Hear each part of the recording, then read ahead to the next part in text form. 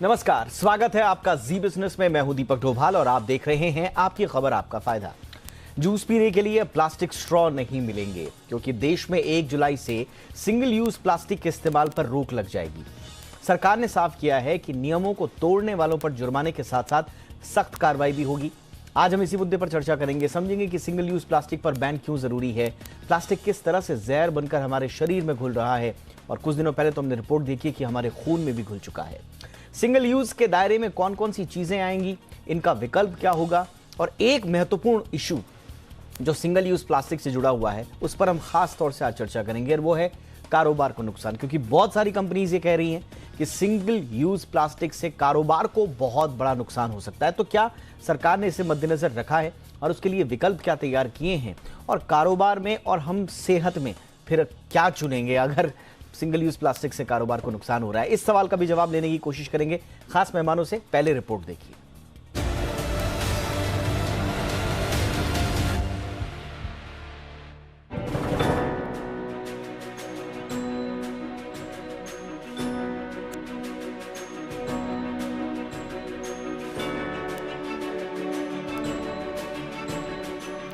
Juice पीने के लिए प्लास्टिक स्ट्रॉ नहीं मिलेगी।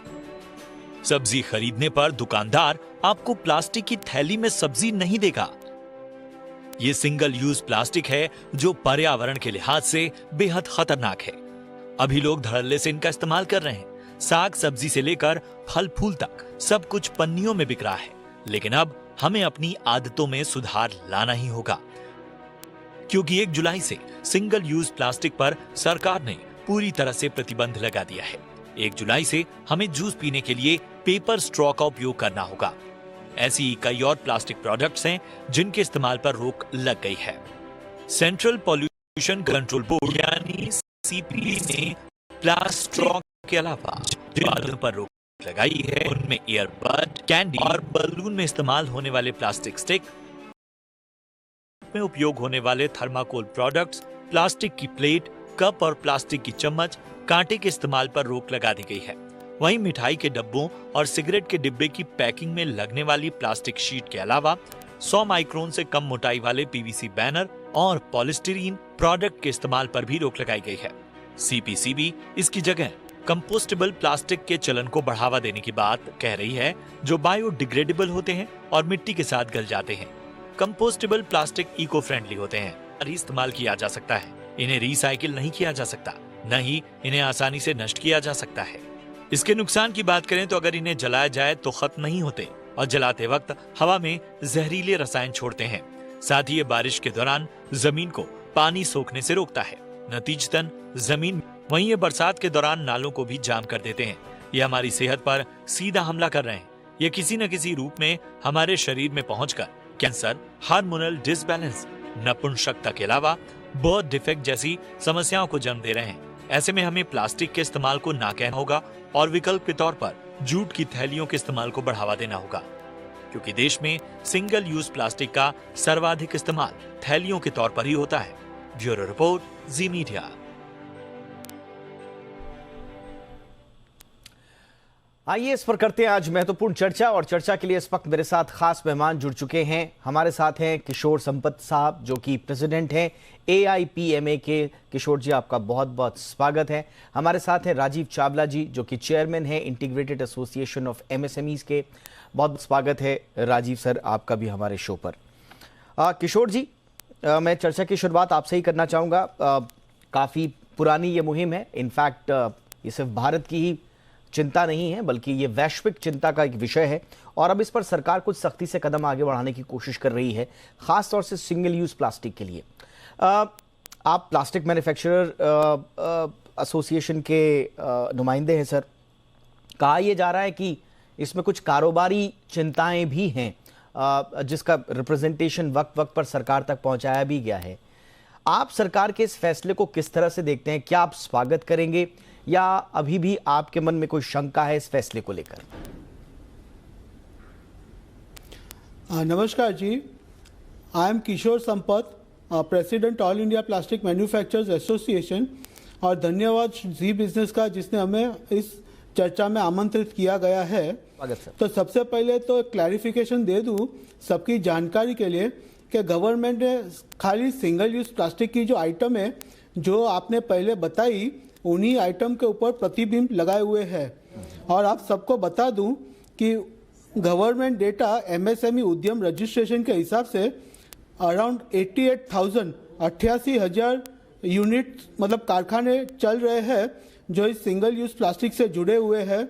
करीबन 39,000 करोड़ 39,000 करोड़ रुपया इसके अंदर स्मॉल उद्योगों का लगा हुआ है और 10 लाख लोगों को ये एम्प्लॉयमेंट दे रहे हैं और इस चीज़ का लगभग 25,000 करोड़ रुपए का एक्सपोर्ट भी हो रहा है। तो उस हिसाब से काफ़ी लोगों का रोजगार इसके ऊपर दारोमदार है और रोजी रोटी इसके ऊपर चल रही है। लेकिन प्लास्टिक इंडस्ट्री के हिसाब से हम बता सकते हैं हम गवर्नमेंट की इस मुहिम स्वच्छ भारत को सपोर्ट करते हैं और हमारी पूरी कोशिश रहेगी कि हम गवर्नमेंट को इसमें सपोर्ट देवे, लेकिन थोड़ी और विकल्प तैयार हो जावे और गवर्नमेंट हमें थोड़ा सपोर्ट देवे क्योंकि बैंकों में लोगों का लोन और पैसे सब लगे हुए हैं तो थोड़ा और समय मिल जाता और थोड़ी सही व्यवस्था हो जाती तो इस बदलाव बहुत अच्छी तरह से हो जाता था। ये इंडस्ट्री का एब्सोल्युटली आपके सामने बात रखना चाहते हैं। जी जी जी जी जी किशोर जी, लेकिन सरकार का ये कहना है कि हमने पर्याप्त समय दिया है कारोबारियों को और ये कोई पहली मर्तबा नहीं है जब सरकार ने ये ऐलान किया हो। इससे पहले भी कई मर्तबा सरकार ने ये कोशिश की, उसका ऐलान भी किया, लेकिन जब फर्क नहीं पड़ा तो अब सख्त फैसले लेने की बारी आई है। आपने बिल्कुल सही कहा, प्लास्टिक स्टिक वाले एयरबड्स, गुब्बारों की प्लास्टिक स्टिक्स, प्लास्टिक के झंडे, कैंडी स्टिक्स, आइसक्रीम स्टिक्स, सजावट वाले, ये कुछ आइटम्स हैं जो हम अपने ग्राफिक्स के जरिए भी लोगों को बता रहे हैं जिन पर बैन लगाया गया है। तो पर्याप्त समय देने की कोशिश की गई है सरकार की ओर से। किशोर जी, बराबर सरकार ने जो समय सीमा दी है तो उस समय सीमा के हिसाब से हम प्लास्टिक वाले भी मेहनत कर रहे हैं। लेकिन आगे आप इंडिया का देखें तो इंडिया के अंदर पर कैपिटा कंजम्पशन सिर्फ 11 किलो है, जबकि विकसित देश के अंदर 40 किलो ग्लोबल एवरेज है और अमेरिका जैसे देश तो 100 kilo plastic per capita consumption है। तो उस हिसाब से जो 11 किलो का ही हमारा जो वेस्टेज है, लेकिन we are a developing country और अभी विदेशों की तरह और डेवलप्ड कंट्री की तरह अभी तक हमारे देश के अंदर infrastructure for segregation waste collection अभी तक हुआ नहीं है। तो सरकार के साथ हम करना चाहते हैं, लेकिन जैसे गवर्नमेंट की ओर से और पूरे देश में जहाँ तक अवेयरनेस का है लोगों की, plastic littering is bad, plastic is not bad. तो ये जो plastic if segregation of waste हो जाता है एट सोर्स तो अपने को कोई समस्या ही नहीं आगी। तो ये लोग जागृति अपने को करनी पड़ेगी, घर घर जाना पड़ेगा, लोगों को बताना पड़ेगा कि भैया अपना कचरा आप सेग्रीगेट कीजिए, रिसाइकलिंग चेन में जाइए। और ये पूरा हम गवर्नमेंट के साथ ही काम करना चाहते हैं। और जब भी ये पूरा इंफ्रास्ट्रक्चर हो जाएगा बाद में अपने को कोई तकलीफ नहीं होगी। सिद्धार्थ सिंह हमारे साथ programme manager centre for science and environment जुड़ चुके हैं सीएसई से। सिद्धार्थ जी, आपका भी बहुत बहुत स्वागत है। सिद्धार्थ, ये जो चिंता है कारोबारियों की और इनके जो दलीलें हैं जो ये सरकार से भी कहना चाह रहे हैं कि आप पर कैपिटा कंजम्पशन अगर देखेंगे इंडिया में तो सिर्फ 11 केजी है, ग्लोबल ये बता रहे हैं कि 40 केजी के आसपास है। हमारे यहाँ और पर्याप्त समय दिया जाना चाहिए था इंडस्ट्री को, क्योंकि इससे जुड़े हुए बड़े नुकसान हैं। अभी सर बता रहे थे, मेरे साथ हैं 39 प्लस 25,000 यानी कि ये लगभग 65,000 के आसपास, 64-65,000 करोड़ के आसपास का जो है कारोबार प्रभावित हो सकता है। ये छोटे और मझोले उद्योगों की बात कर रहे हैं। इसके अलावा जो मैं बड़ी कंपनीज का सुन रहा हूं वो कह रहे हैं कि 3,000 करोड़ रुपए का नुकसान हो सकता है। तो क्या इनकी बात जायज लगती है सिद्धार्थ आपको कि समय कुछ और दिया जाना चाहिए था? देखिए दीपक जी, सबसे पहले तो थैंक यू मुझे आपके शो पे बुलाने के लिए। वेलकम सिद्धार्थ जी। अब मैं ये शुरुआत में मैं ये कहना चाहूंगा कि ये जो अमेंडमेंट है प्लास्टिक वेस्ट मैनेजमेंट रूल्स के अंदर जो कि सिंगल यूज प्लास्टिक को बैन करने के लिए कहा गया है, तो सबसे पहले तो इसकी जो प्रक्रिया थी, इसकी घोषणा जो है ये बैक इन 2019 कर दी गई थी। ये सबसे पहली बात।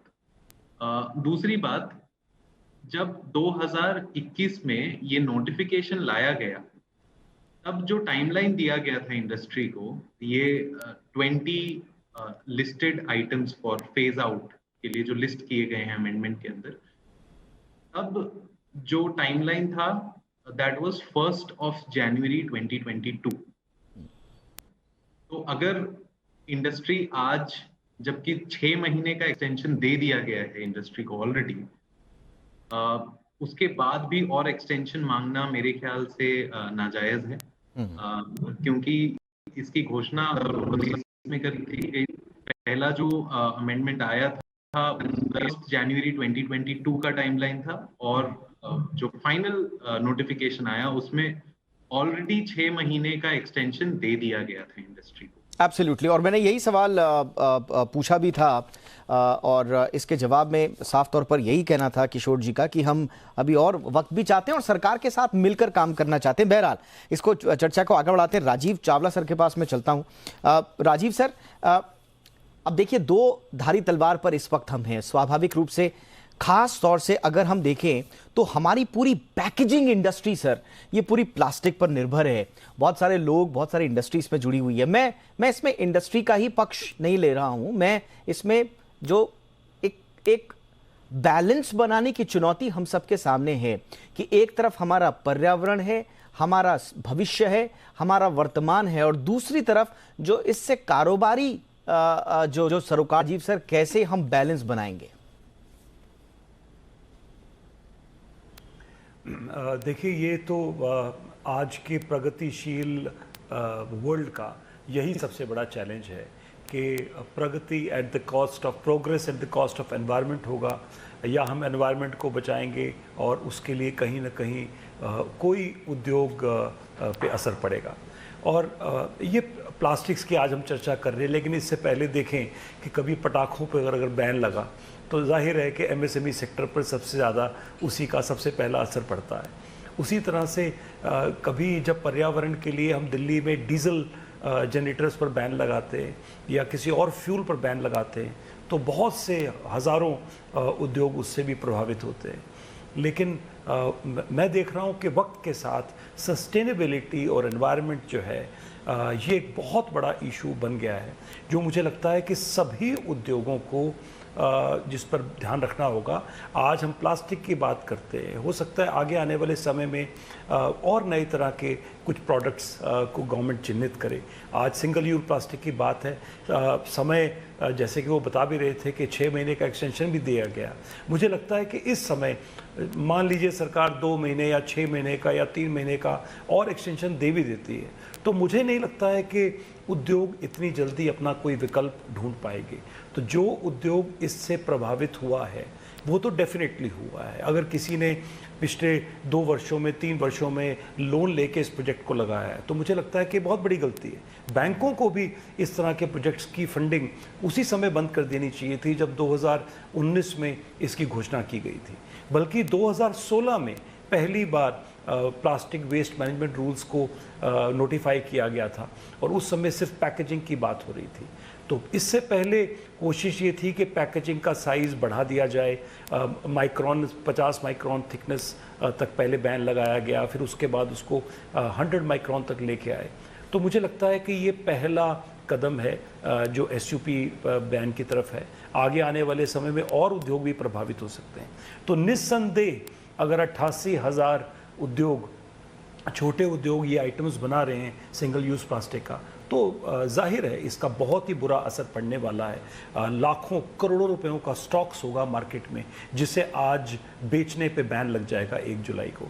उसके बाद उन बचे हुए स्टॉक्स का क्या होगा, उसे कैसे डिस्पोज किया जाएगा, सरकार को इसकी तरफ भी ध्यान देना होगा। और एक बहुत इंपॉर्टेंट चीज़ ये है कि बहुत से plastics but Rajiv sir, Rajiv sir, मुझे लगता है कि आपने बड़ी इंपॉर्टेंट बातें यहाँ पर बोली हैं और आपने बिल्कुल सही कहा। संपत सर भी इस बारे में वही कह रहे थे कि 88,000 छोटे मझोले उद्योग हैं, 10 लाख से ज़्यादा लोग रोजगार के रूप में इसमें जुड़े हुए। क्विक एक रिएक्शन में चाहूंगा, जो अभी सिद्धार्थ से वही बात हो रही थी कि सरकार भी यही कह रही है, जानकार भी यही कह रहे हैं कि पर्याप्त समय दिया गया। 2019 का पहला नोटिफिकेशन, उसके बाद पे आपको एक दो बार एक्सटेंशन भी दिया गया। तो क्या इंडस्ट्री को नहीं चाहिए था कि थोड़ा सा फ्यूचरिस्टिक अप्रोच अपनाते हुए, स्वयं इस मुद्दे की गंभीरता को देखते हुए स्वयं उस तरह के कदम उठा लिए जाते, बजाय कि इस बात का वेट किया जाए कि जब आएगा तो थोड़ा सा दबाव बना के शायद एक और एक्सटेंशन मिल जाए? तो समय रहते कदम नहीं उठाए जाने चाहिए थे क्या इंडस्ट्री की तरफ से? देखिए, ये सेल्फ रेगुलेशन यदि इंडस्ट्री स्वयं कर ले तो मुझे नहीं लगता है कि इस तरह के कानूनों की आवश्यकता पड़ेगी। लेकिन आज सचमुच में वक्त ऐसा है कि आज हम स्मॉल इंडस्ट्रीज़ को या माइक्रो इंडस्ट्रीज़ को बचाने की बात करें, या सचमुच में हम एक एनवायरनमेंट जो कि बहुत बड़ा इशू है और उसको भी हम इग्नोर कर नहीं कर सकते। तो ये बैलेंस कोई ना कोई कड़ा, जैसे जीएसटी को लागू करना था तो एक डेट तय की ही गई और पहले से दिया गया। उसी तरह सरकार अक्सर कुछ नए संशोधन लेके आती है जो कि लॉन्ग टर्म के लिए अच्छे रहते हैं, लेकिन उसके लिए कुछ कड़ा कदम उठाना पड़ता है। तो एमएसएमई सेक्टर पर तो डेफिनेटली एक दुष्प्रभाव पड़ेगा। उस दुष्प्रभाव का मतलब केवल एक्सटेंशन देना नहीं है। मुझे लगता है कि इस दुष्प्रभाव को दूर करने के लिए हमें उन्हें तैयार करना पड़ेगा, हमें विकल्प तैयार करना पड़ेगा और प्रैक्टिकल डिफिकल्टी। ब्रेक के बाद आपका स्वागत है। तो हम सिंगल यूज प्लास्टिक पर सरकार की ओर से जिन कैटेगरीज को इसमें निर्धारित किया गया उन पर बैन की हम बात कर रहे हैं, और इसके दोनों पर्यावरणीय इसके जो पहलू हैं वो तो हर कोई समझ रहा है, सरकार भी समझ रही है, इससे जुड़े हुए स्टेक होल्डर्स भी समझ रहे हैं, लेकिन थोड़ा सा कारोबार के लिहाज से भी हम आज इस पर चर्चा करने की कोशिश कर रहे हैं। तीन खास मेहमान इस वक्त हमारे साथ हैं। किशोर सर लेकर सरकार और ग्लोबल जो मंच है वो सब के सब कल सर इसको हमें बाय बाय बोलना ही है। इंडस्ट्री को अब और कितना समय चाहिए, और अगर इस तरह के कड़े कदम नहीं उठाए सर, कई बार हम देखते हैं कि इंडस्ट्री भी सुस्त पड़ जाती है, वो भी टेकन फॉर ग्रांटेड ले लेती है, यहाँ एक एक्सटेंशन और आएगा तब देख लेंगे। तो क्या ये वक्त की डिमांड नहीं है सर कि इंडस्ट्री भी जागे और प्रोएक्टिव होकर जितनी जल्दी हो सके वो अपने विकल्प तलाशे? जी, आपने बहुत सही कहा है। हम लोगों को पर्यावरण की बहुत चिंता है और हम लोगों को भी एक स्वच्छ भारत और एक अच्छा पर्यावरण चाहिए हमारे लिए और हमारे बच्चों के लिए। और हमने जो समय मांगा है, अभी इसमें देखिए अभी काफ़ी सारे प्रोडक्ट्स और टेक्नोलॉजीज अवेलेबल है जिसमें ये जो इट कैन बी रीडिज़ाइन, जो सिंगल यूज़ प्रोडक्ट है that can be redesign for multi use, that can be redesign for proper recycling and proper mechanism. So आज की there is already solutions with the scientists and our Indian scientists have provided and which are available in India.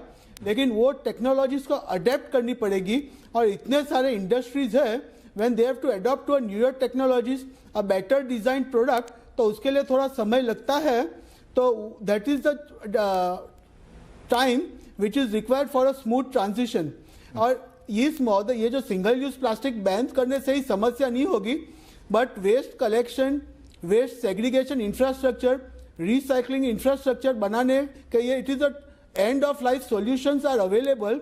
ये plastic के end of life solutions, and plastic is a wonder material, it can be recycled several times. तो अपने को खाली वो designing part करना है Indian उद्योगों को, और उसकी ऑलरेडी हम वो काम में लगे हुए हैं। और गवर्नमेंट जितनी जल्दी सहायता हमें करेगी in terms of giving us technology, giving us support for a better design product, and ये अपने को एक जन जागृति करनी पड़ेगी for waste collection, waste segregation, and it can be put in recycling chain। तो जितनी हमें गवर्नमेंट ज़्यादा सहकार करेगी, हम गवर्नमेंट के साथ काम करना चाहते हैं, और ये सिंगल यूज का सोल्यूशन हम भी चाहते हैं विद मिनिमम हानि टू द मैन्युफैक्चरर्स, और छोटे उद्योगों को हानि नहीं हो, उसी तरफ में हम भी काम करना चाहते हैं। तो मेरे हिसाब से हम गवर्नमेंट की तरफ देखना चाहते हैं ताकि ये नई टेक्नोलॉजीज, नई डिजाइन और ये रिसाइकलिंग सॉल्यूशंस का इंफ्रास्ट्रक्चर होवे।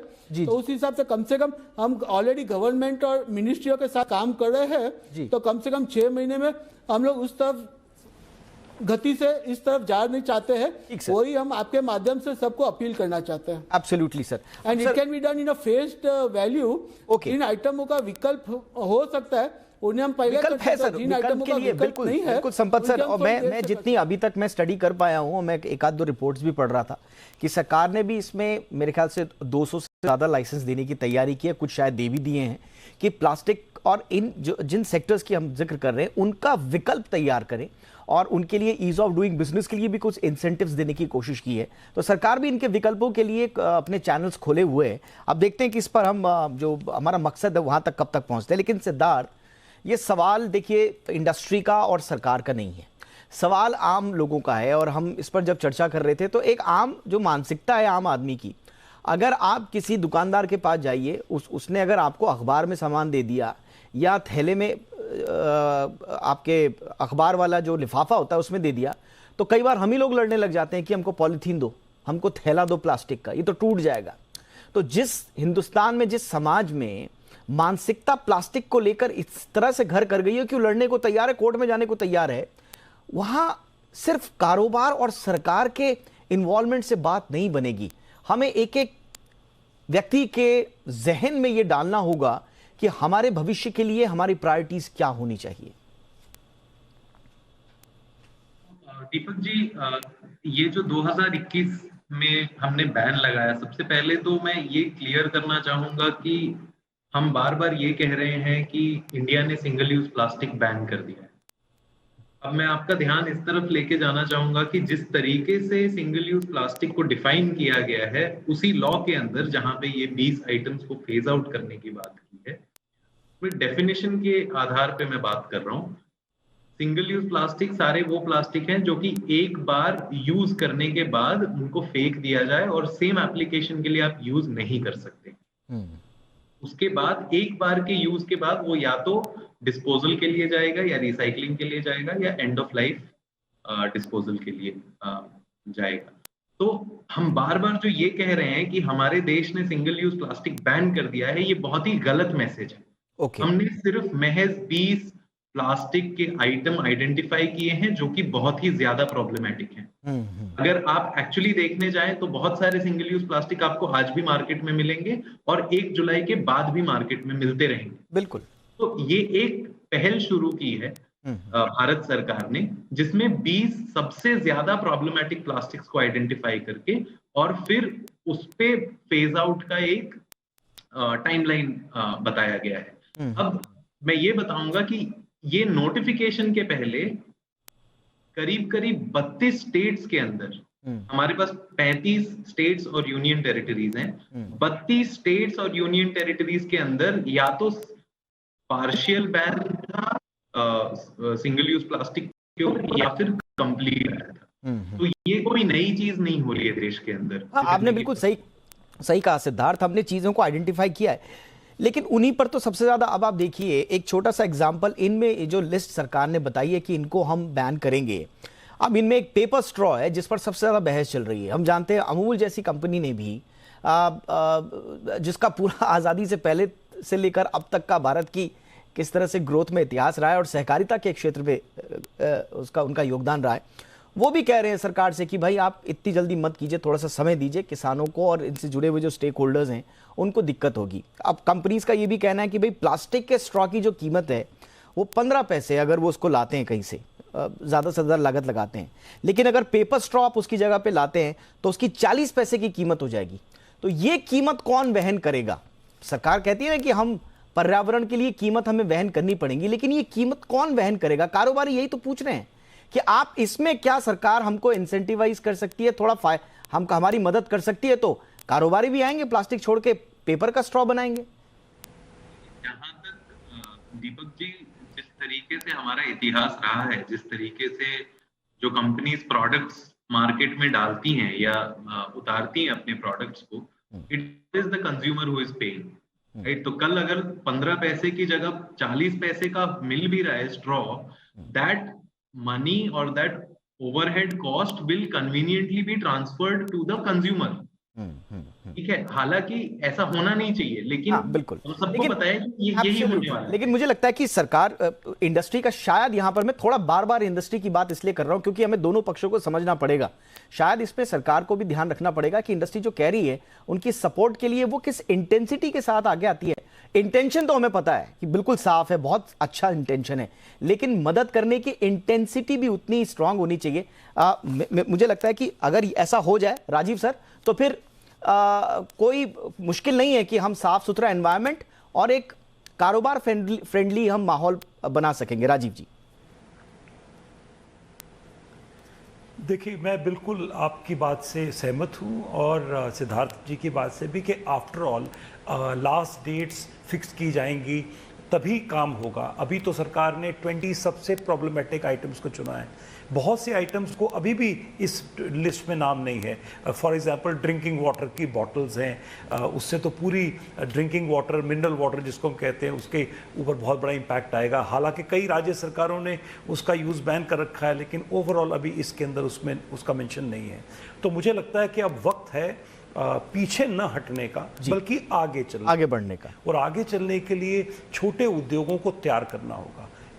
सबसे पहले वो लोग जो प्लास्टिक उद्यमी हैं, जो ये सिंगल यूज प्लास्टिक की 20 में से जो आइटम्स बना रहे हैं, हमें उन्हें विकल्प देना होगा कि वो और क्या बना सकते हैं। बिल्कुल। और वो कैसे अपने आप को नए प्रोडक्ट की तरफ डाइवर्सिफाई कर सकते हैं जिस पर बैन नहीं। मैं माफी चाहूंगा राजीव साहब, मुझे यहीं पर शो को रोकना पड़ेगा, वक्त की कमी है। लेकिन मुझे लगता है कि इंडस्ट्री जो बात सरकार से कहना चाहती है, इस पूरे शो के माध्यम से बहुत अच्छे तरीके से वो बात लाउड एंड क्लियर जा रही है। सरकार की ओर से क्या कदम उठाए जा रहे हैं, क्यों उठाए जा रहे हैं, हम सब जानते हैं। ये हमारे भविष्य के, हमारे देश की बेहतरी के लिए है। लेकिन इनसे जुड़े हुए जो कारोबारी हैं उनका भी ख्याल रखा जाए, और साथ ही साथ जो कारोबारी हैं वो भी ये समझें कि भविष्य सुरक्षित रखना है तो आपको भी कुछ ना कुछ एक दर्द, एक पेन का थोड़ा सा उठाना पड़ेगा। उसके लिए सभी तैयार रहें, सभी इस यज्ञ में अपनी अपनी आहुति दें, तभी ये यज्ञ सफल और संपूर्ण होगा। इसी उम्मीद के साथ बहुत बहुत शुक्रिया आप तीनों का हमारे साथ आने के लिए। सिद्धार्थ जी शुक्रिया, किशोर सर बहुत बहुत शुक्रिया आपका, राजीव सर आपका भी बहुत बहुत शुक्रिया। आपकी खबर आपका फायदा में इतना ही, इजाजत दें, नमस्कार।